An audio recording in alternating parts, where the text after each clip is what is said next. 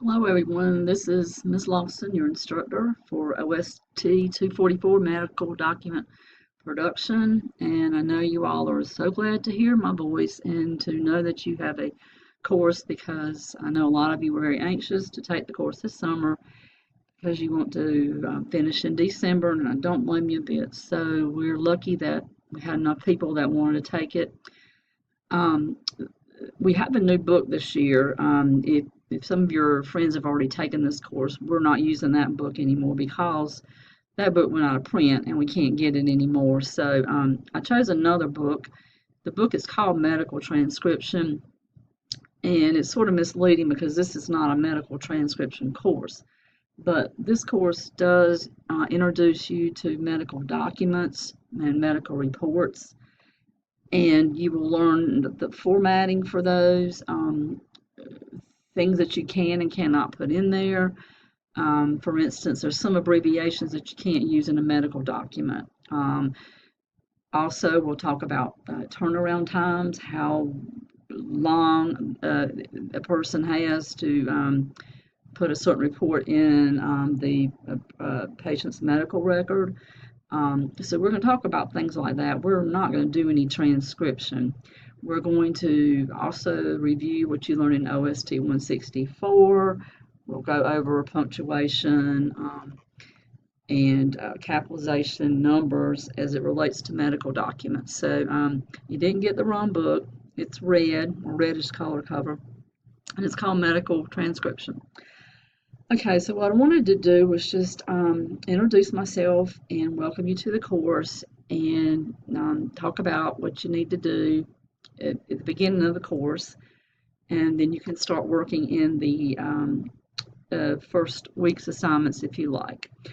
The first week, is always sort of it's not doesn't always run as smooth as later on in the course does. And there's a lot of reasons for that. Sometimes it's on Moodle's end, sometimes it's on my end. Sometimes a student is not seeing the course in Moodle. There's lots of things that go on, so that's why I'm not assigning a lot of assignments for the first week because I want to get all those things ironed out and make sure that we're all good to go in the course and then go from there. So the first thing that you need to do is to fill out the EVA. And those of you that have taken online courses before know that the EVA stands for Enrollment Verification Activity, and it's our documentation that you are actually in the class. If we don't have some kind of documentation, we have people's name on the roll, but we have to know for reporting purposes whether you're actually there. So this is our way of verifying that you're in the course and that you plan to continue in the course. So the enrollment verification activity is the very first thing you should do. And the screen that you see right now is my screen, my instructor screen. So it looks a little bit different from yours, but I'm using it because I want to show you what the first week's assignments look like. And on a student screen, unless the EVA has been completed, you're going to see nothing. So that's why I'm using my screen. So that tells you right there the first thing you need to do is the enrollment verification activity and complete that, because if you don't, you cannot move on to the Chapter 1 assignments. Also below the EVA, there is there's a Step 2. The course syllabus is under Step 2. We'd like for you to read and review the syllabus and then click on the link, the syllabus acknowledgement activity. It's very short, just so that we know that you were able to access the syllabus and that you're aware of what the course consists of and what the requirements are. So once you've done those two, then you're ready to move on. In the course, I have set up a section called Campus and Course Resources. A lot of you're veterans at this, so you know how to complete assignments and how to submit them. But this is just a directions if you need to review that. If I scroll down a little bit, there is a At the very end is a link, and it's called Parking Lot Padlet. And I put it there so that if you have any questions in general about the course, you can post them on the Padlet, and either myself or maybe students can answer your question. Because if you have that question, a lot of other students probably have the same question. If it's empty, that's wonderful, that's great. But I will check it twice a week or 3 times a week to see if there's any questions there. Of course, a lot of you are used to emailing me a question, and that's fine too, but I thought I would just put that there just in case there's questions that the whole class may have, or questions that I think might be helpful for the entire class.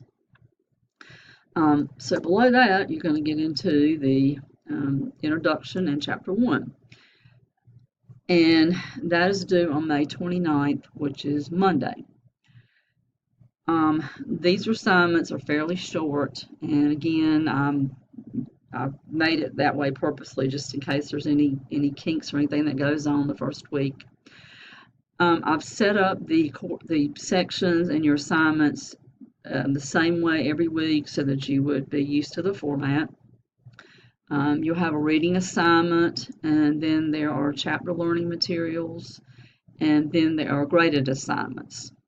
So that's the way that I have everything set up.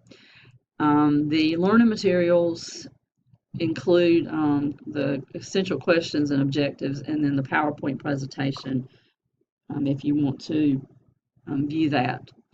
Now, when you look at the syllabus, you're going to see that we are not going to go through the book in order.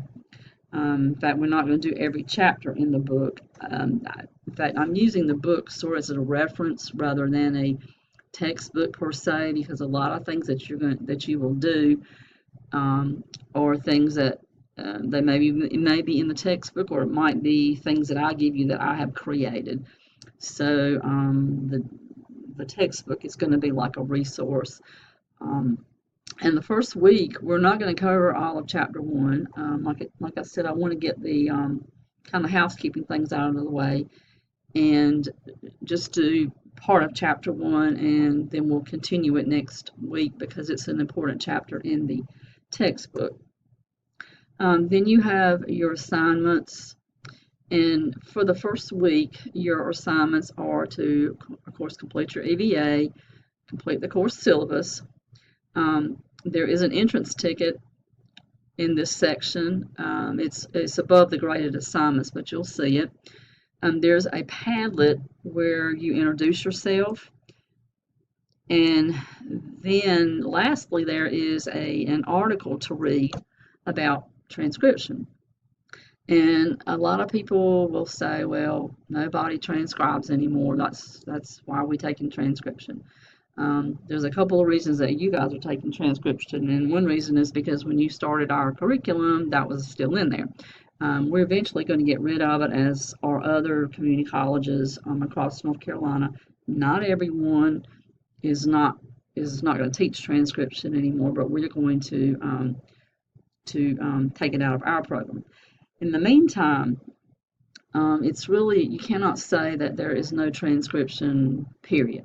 In a medical office, they have gotten away from talking in on a little cassette where the doctor talks into the cassette and then somebody transcribes what they said. They actually have templates now where you can actually type in what's said. That's a part of the computers, the medical office computer software.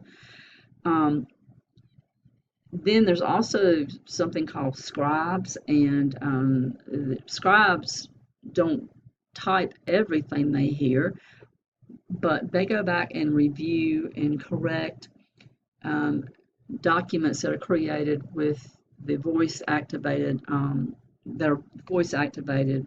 So if someone orally records the medical report, the software generates it, but voice recognition is a hard science to pin down everybody's voice and everybody's accents and that kind of thing.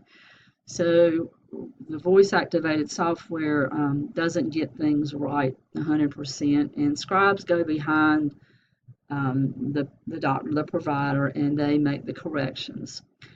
And again, it's even though they're not typing from scratch, the things that you learn in this course will be things that the scribes will be possibly correcting. You know, medical terms that are spelled wrong, punctuation, um, abbreviations that shouldn't be used, those kinds of things. So transcription is not completely gone.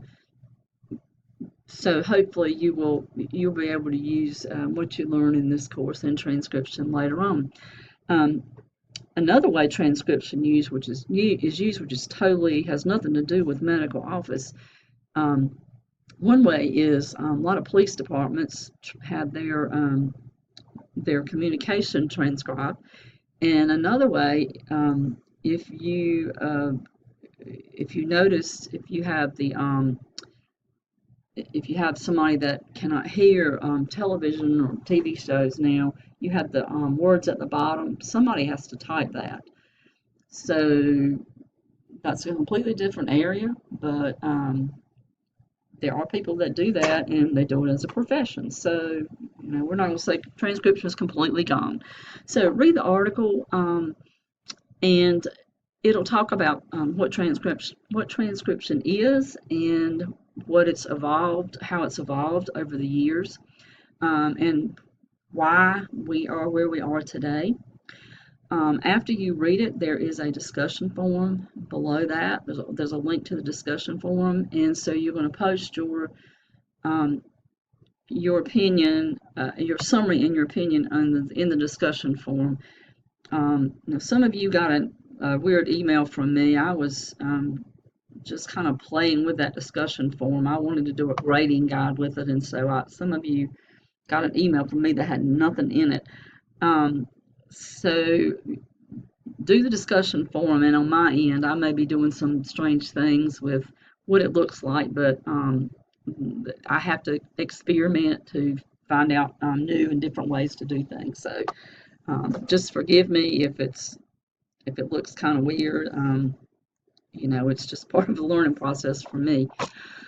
So that is what you need to do by Monday, May 29th. You need to complete the EVA, and it must be completed by Tuesday, May the 30th at 11:55, or you will be dropped from the course, and you can't get back in. So I know that none of you that will not happen to any of you. So I know the first thing you're going to do is to do that EVA and do it, just get it out of the way, and then you can move on. I'm going to make another video later on in the week talking about our assignments, explaining more about them, and how I'm going to assign assignments. How I'm going to assign the due dates for the assignments. You know, this is an 8-week course. It goes twice as fast as a semester course, but we cover the same material. So I just want to go over the assignments and how I want to do the due date. So that'll be for another day. Make sure you complete your EVA, and you can start working on Chapter 1 assignments. And if you have any questions, email me. And I will not be in the office this summer. I'm doing only online classes. So the best way to get in touch with me is email. Even if you call me, you call my phone at work, I may not get the voicemail. So the best way to get in touch with me is to email me, and that's in the syllabus. So we're going to have fun this summer. Good luck, and I'm glad to have everyone in the class. Have a good day.